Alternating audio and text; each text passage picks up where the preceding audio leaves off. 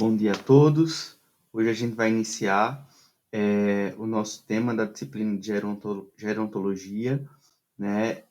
Estenose degenerativa em idosos. É algo bem corriqueiro e já fizemos o sorteio. Quem vai apresentar é o grupo 1. Então, fiquem à vontade, pessoal.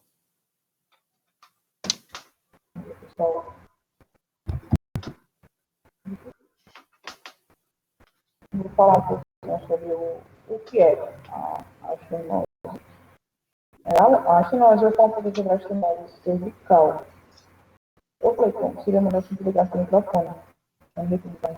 Sim. A estenose cervical, vou falar um pouco sobre ela para deixar na lombar. A estenose cervical é a denominação que vai se dar ao conjunto dos processos de envelhecimento natural que vai ocorrer na coluna cervical. Esses processos, eles são como a degeneração da superfície articular, dos ligamentos e da diminuição da altura do intervalo entre os corpos vertebrais, sendo decorrente ao aumento dos seus limites, além dos limites, né, fazendo com que haja uma compressão do canal central da coluna e o estreitamento vai ser gradativo do canal e dos forâmenes do conjugado. E esses forâmenes vai ser por onde saem os nervos que vão para os membros superiores, podendo comprometer tanto as raízes nervosas quanto a medula espinhal. Fiz uma breve explicação sobre a estenose cervical. Falando da lombar, a estenose lombar ela é o estreitamento do canal vertebral da região lombar. E o canal vertebral ele também contém a medula espinhal, dentre a porção cervical até a porção lombar alta. E a porção média e a inferior do canal lombar contém as raízes nervosas da chamada cauda equina. E o canal estreito ele pode comprimir essas raízes e determinar os sinais e sintomas. A estenose do canal vertebral lombar ela vai se caracterizar pelo estreitamento do espaço central da coluna, que vai conter as raízes nervosas dessa região, composta por 5 das 33 vértebras da coluna. As 5 vértebras lombares elas são enumeradas de L1 até L5. E os espaços vertebrais entre riscos, digamos, de L1, L2, L1, L2, L2, L3, os espaços entre L3, L4, L4 e L5, eles são os pontos que eles vão representar uma estenose mais comum, mais frequente é nesses pontos, de L3, L4, L4, L5. E a estenose lombar ela pode ser classificada também quanto à localização do ponto. Ou seja, pode ser no centro do canal vertebral, que vai ser denominada central, ou na lateral, que vai ser denominada como foraminal. O espaço ósseo por onde as raízes nervosas se emergem na coluna, elas vão em direção às pernas. E a dificuldade de denominação da anatomia, que ela vai consistir no fato do estreitamento que é necessário para conseguir diagnosticar essa patologia. Mas também não é o suficiente para determinar a gravidade dos sintomas e das alterações funcionais, que vão induzir o paciente a se tratar. Na estenose severa, pode estar presente mesmo em casos assintomáticos. Por exemplo, o paciente vai estar com essa estenose, mas ele não vai estar sentindo nada, mas ela vai estar ali já em um processo mais grave. Mas os sintomas, eles começam bem leve e vão ficando graves com o passar do tempo, mas eles podem se exacerbar devido a um trauma, alguma atividade. E já na estenose degenerativa, ele pode envolver todo o canal central, o recesso lateral e os forames. E ele ainda pode ser combinado, pode ter um exemplo, não pode ser isolado, não pode ser só central ou só lateral, pode ser junto. E é uma das causas mais comuns da estenose. E ela afeta os adultos e os idosos. Existe um aumento de expectativa de vida, que vai resultar num aumento combinante dessa patologia. E apesar dessa incidência ela ser desconhecida, ela estima-se que a estenose lombar afeta entre 3 e 12 pacientes a cada 100 mil habitantes por ano, só que com idade acima de 65 anos.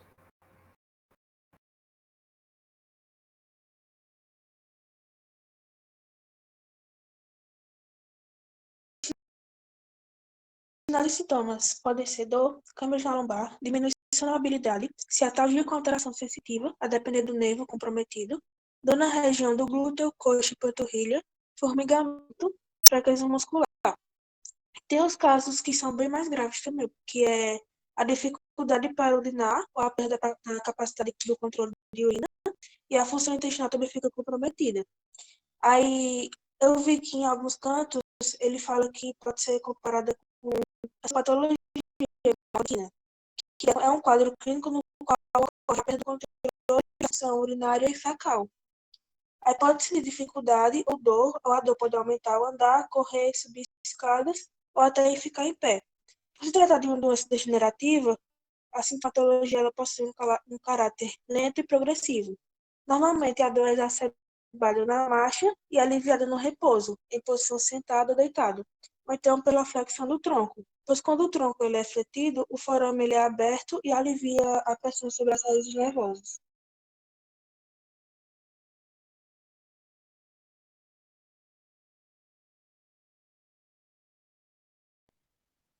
Como a gente viu, a estenose lombar degenerativa, ela vai ser o estreitamento ósseo do canal medular.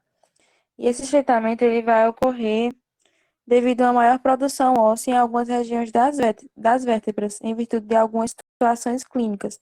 Uma das mais comuns seria as hérnias de disco, porque o que vai acontecer?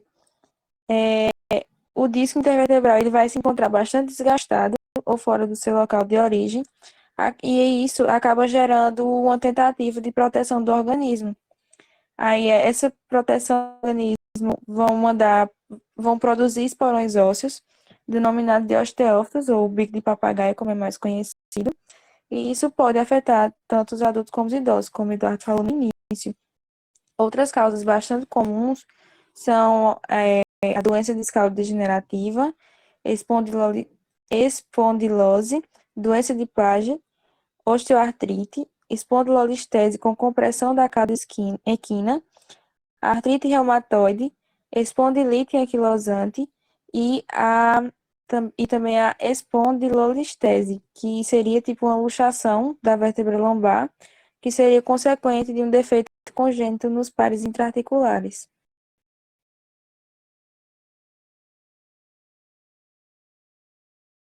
Então, essa parte era de Carol, mas ela não vai ter como apresentar. Mas como ela participou, aí eu vou falar um pouquinho sobre os tipos de estenose. Tem a estenose, ela pode ser dividida em congênita ou adquirida, ou também como primária e secundária. A congênita ela pode ser conhecida como primária. Ela vai se dar quando pode ser presente no nascimento, no pós-natal, né? E ela é rara. Ela acontece cerca apenas de 9% dos pacientes, é uma coisa mais difícil de acontecer. E a adquirida ou secundária, ela é o resultado do envelhecimento das doenças degenerativas que afetam a coluna vertebral, mas ela pode ser resultado também de alterações degenerativas, né, como eu falei, como consequência da infecção, de um trauma de alguma cirurgia que esse indivíduo se submeteu. Ela está relacionada também ao espaçamento das estruturas que circundam o saco dural, que é frequente observado em pacientes acima de 50 anos e é uma causa comum de cirurgia da coluna, em pacientes acima de 60 anos de idade, ou seja,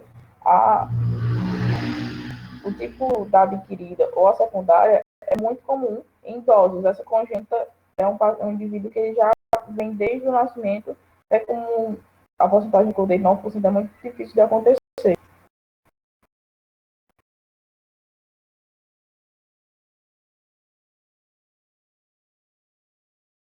Professor, essa parte de Cíntia, ela não vai poder apresentar por conta que ela está vindo do sítio. Aí não vai dar tempo dela chegar, que é os fatores de risco. Esportes ou hábitos que sobrecarregam a musculatura das costas representam fatores de risco.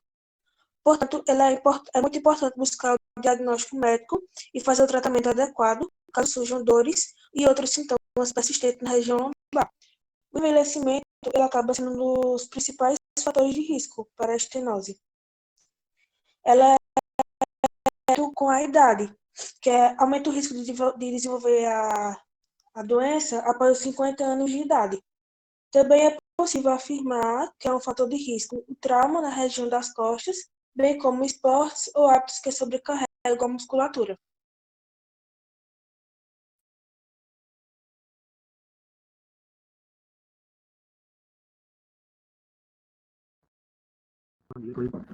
Essa parte é minha e de Ana Carolina. Aí eu vou falar um pouquinho sobre como é feito o diagnóstico. Basicamente, o diagnóstico é realizado por esses três tipos de exame de imagem, que é a mielografia, a TC e a ressonância. E eu falo um pouquinho sobre mais ou menos cada ela. A mielografia é um exame específico para afecções da coluna com relação à parte nervosa. Ela caiu em desuso porque ela é invasiva, que a gente precisa realizar uma punção do líquido, que passa rapidinho, e por conta que é utilizado o contraste, retirado uma pequena quantidade do líquido para injetar o contraste, acaba que os pacientes têm muitas reações adversas por conta do contraste. Então, basicamente, os mais usados é a ATC e a ressonância. A ressonância ainda se sobressai um pouquinho sobre a ATC e possibilita ver a coluna em diversos cortes.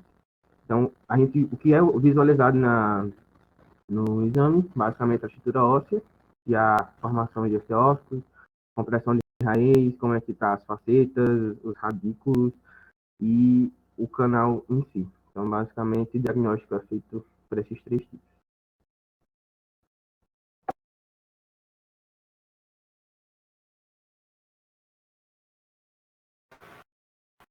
E aí, falando sobre o tratamento, a eletroterapia é um importante recurso, e daí na literatura ele fala bastante do uso do ultrassom terapêutico. E aí o ultrassom, como a gente já conhece, ele tem, ele tem um efeito térmico, ele vai aquecer, de certa forma aquecer essa estrutura. E aí eu separei para a gente até discutir essa questão do parâmetro, né? Então, quando é 1 MHz, é para patologias mais profundo, no caso, que é utilizado aqui na traumatortopedia esportiva, e 3 mais superficial. Daí tem o modo agudo, o modo pulsado e o modo crônico, com as frequências de pulso, vai variar de 16 até 100.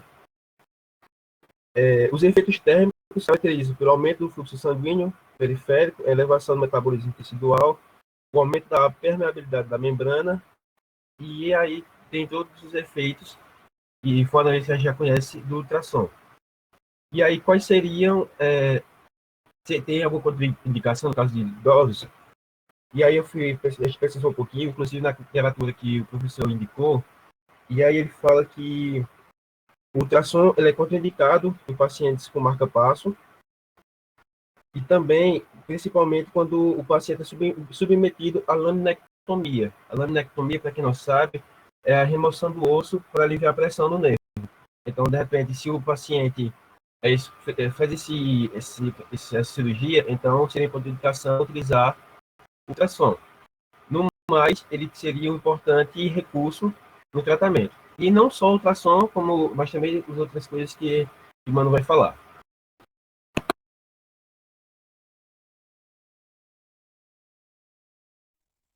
Pode passar, Pode passar. pai. Então, eu fiquei com o exercício de Williams.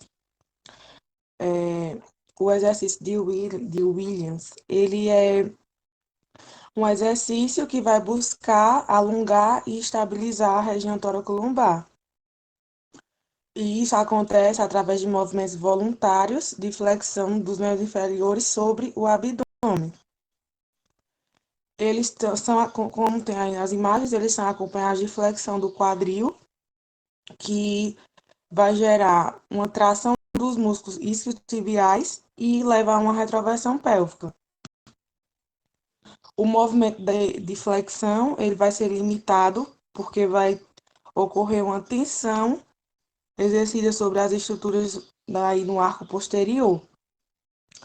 Uma das contraindicações desse exercício seria osteoporose, fraturas recentes, placas, parafusos. Os exercícios de flexão de Williams, eles são indicados para dor na coluna e ajudam no fortalecimento dos músculos que fazem sua flexão. Pode passar.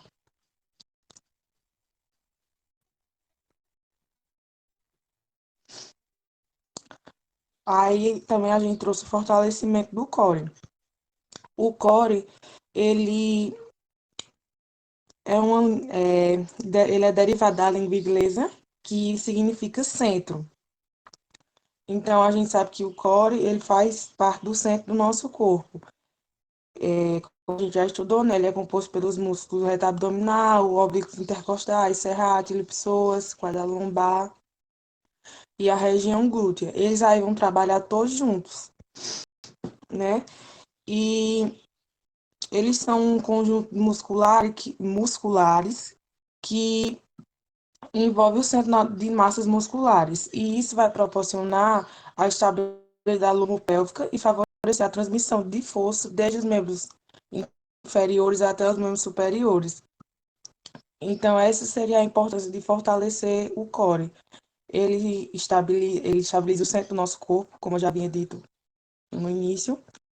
E um dos exercícios, trouxe aqui alguns exercícios que fortalecem o core, que seria a prancha isométrica, abdominal, elevação pélvica, prancha lateral com abdução do quadril e elevação pélvica unilateral. Pronto.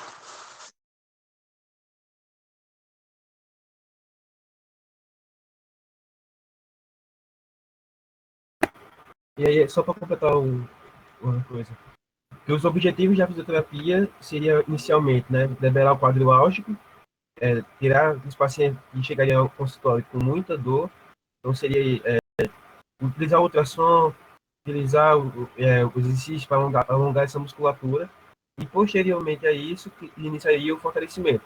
E aí que entra esses exercícios que o Manu já citou.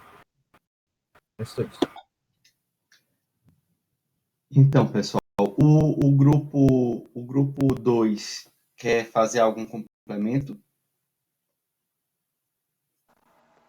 Sim, eu queria complementar na parte de diagnóstico os testes clínicos, o exame físico, né?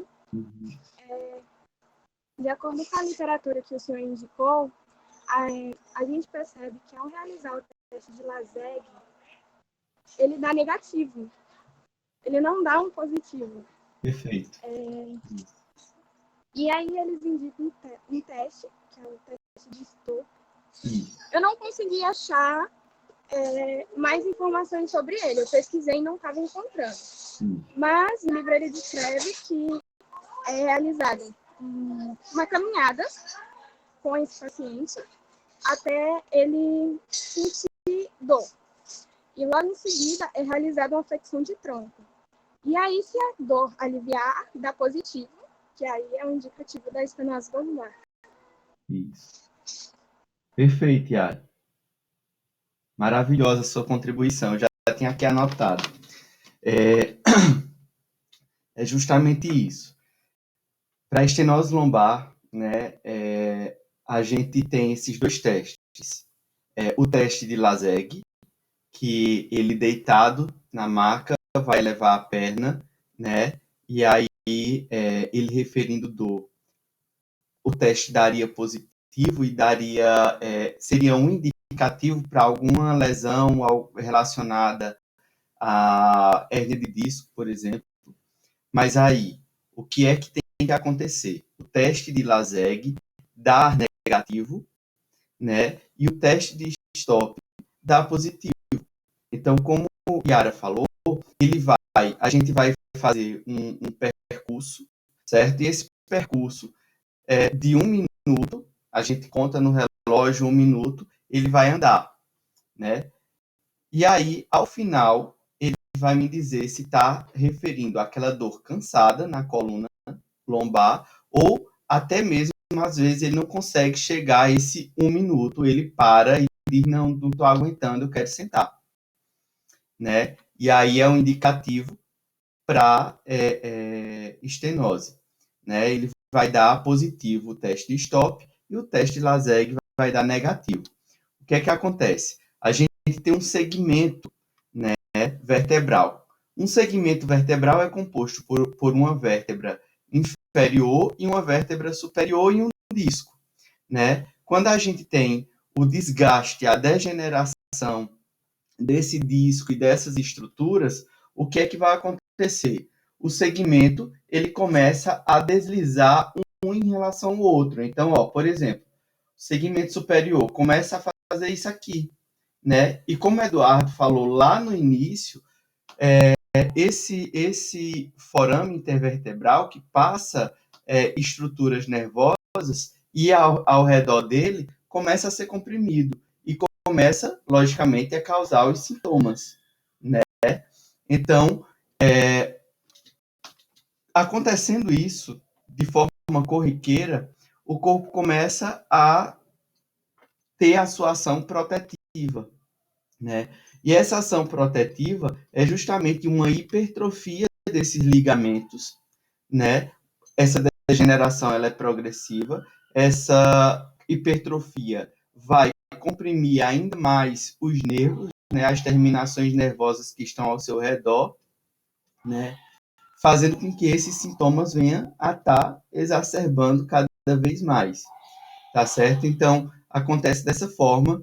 Obrigado, Yara. Os testes que a gente tem que focar, né? Geralmente são esses dois mesmo, LASEG negativo e STOP positivo. STOP é a caminhada durante 1 minuto e ele vai referir alívio geralmente quando ele faz uma flexão de tronco. Por que essa flexão de tronco? Porque abre o canal vertebral e aí dá essa sensação de alívio. Ou muitas vezes ele refere o seguinte: doutor, eu estou andando, começa a dar aquela dor cansada e só para quando eu me sento. Por que quando ele senta? Porque ele tende a flexionar o tronco para frente, né, ao sentar. Então, o canal ele abre e dá esse espaçamento para as terminações nervosas. Deixa eu só ver aqui o que foi aqui da questão das causas: congênita, desenvolvida ou adquirida, né, desenvolvida durante o tempo, né, da velhice, enfim, por questões da própria gerontologia, né, da própria idade do paciente, e adquirida geralmente por causas lesivas, por exemplo, um trauma na região da coluna. Mas é isso. Mais alguém, gente?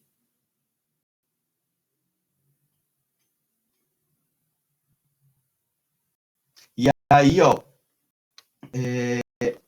eu coloquei aqui um pontinho que Armando falou sobre a questão do ultrassom.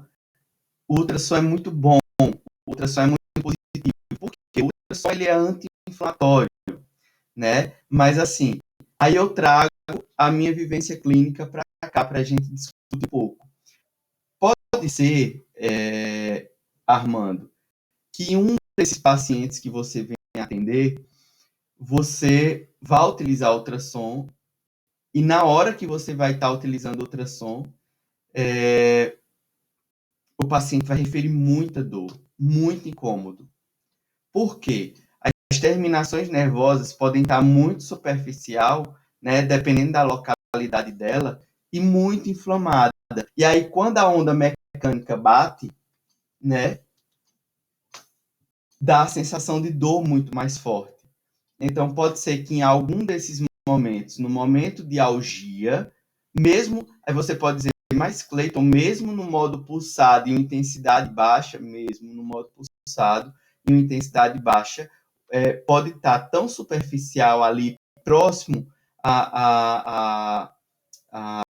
aos processos espinhosos, que aí ele fica muito evidente, muito próximo, e quando você passa o ultrassom, ele venha a referir bastante incômodo, tá certo? Então, acontecendo isso, esse não é o momento, por exemplo, da gente estar utilizando com esse paciente, então a gente pode utilizar outro recurso anti-inflamatório nesse momento, né? Por exemplo, ondas curtas, ele cai muito bem, tá? Então, ondas curtas é fundamental aqui nesse momento aqui, para diminuir esse quadro álgico, um laser, por exemplo. Então, dá para a gente dar uma substituída em relação ao ultrassom. O ultrassom, como você falou, é muito bom. Porém, nesses casos de terminações nervosas muito superficiais, o paciente pode referir bastante incômodo nesse momento de algia, tá? Deixa eu só ver aqui o que eu coloquei mais. E aí, Emanuele falou sobre a questão dos exercícios de Willems. Muito positivo, Emanuele. A gente pode até fazer o nosso plano de tratamento com exercícios de Willems intercalados. Por exemplo, você falou muito bem que a gente precisa trabalhar o core, né, que é o centro de estabilização, de controle de forças do nosso corpo, né, para nos deixar na posição ortostática com a postura erétil.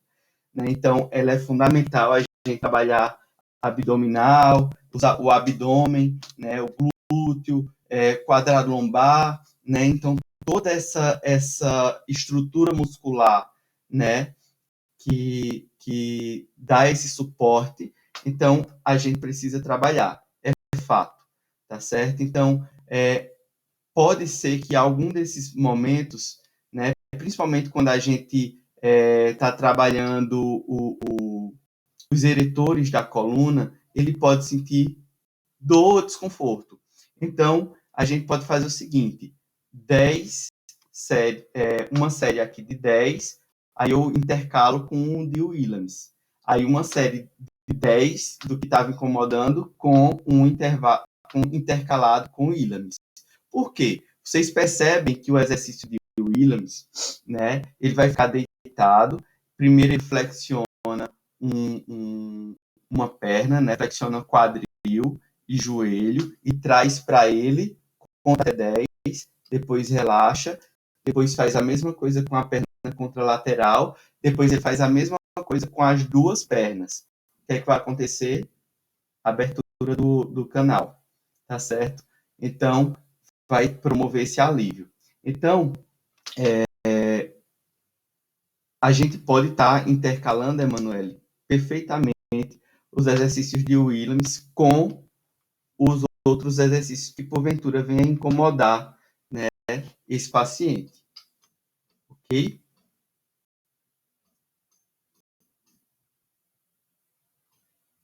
Alguém queria fazer algum complemento ou trazer alguma questão?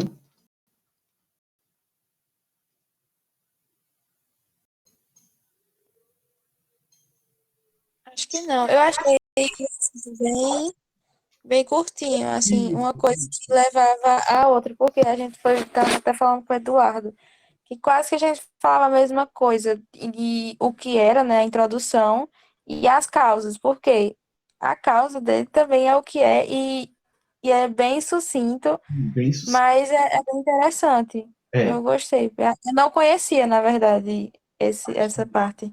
Eu sabia das outras, né? Do hérnia, das outras que eu falei, a doença de projeto, mas esse ponto eu não conhecia, essa doença eu não conhecia. E assim, Vanessa, quando você perceber também, por exemplo, que tem você está tratando uma hérnia de disco, houve deslocamento de alguma vértebra e que está comprimindo, né, o canal medular ou a cauda equina, por exemplo, né, ao observar os exames, você pode sim estar utilizando os exercícios de Willems, você pode dar uma observada, incluir o teste de stop, tá? É um assunto bem curtinho, bem sucinto, como você falou, porém é bem interessante e que a gente seguindo o que vocês falaram aqui em relação ao tratamento, o tratamento de fato é esse, é o foco no fortalecimento do core, né, dar uma estrutura, uma equilibrada nessa musculatura anterior e posterior do tronco, tá? Fortalecimento do glúteo, porque ele auxilia na marcha, né? Então, o tratamento é basicamente esse. A gente tem que orientar o paciente que não tem cura, tá? Porém, a gente pode evitar que esse deslizamento aumente, né? Então, para hérnia de disco, muita coisa do que a gente falou agora funciona. As trações são muito bem-vindas, né? Então, a gente fazer a tração é algo que vai promover para o paciente um alívio muito bom, muito positivo, tá? Então, é isso. É bem interessante essa temática. Eu vou colocar o planejamento do restante do conteúdo para vocês, tá? Darem uma olhada depois. E é isso. É isso, pessoal. A nossa temática de hoje foi bem discutida, foi bem trabalhada. Muito obrigado pela presença de vocês, muito obrigado pela apresentação. Não esqueçam de mandar os slides para eu colocar na plataforma, tá ok? Muito obrigado, tenham todos um bom dia. Bom dia, Cleiton. Até quinta. Até quinta. Tchau, Daniel.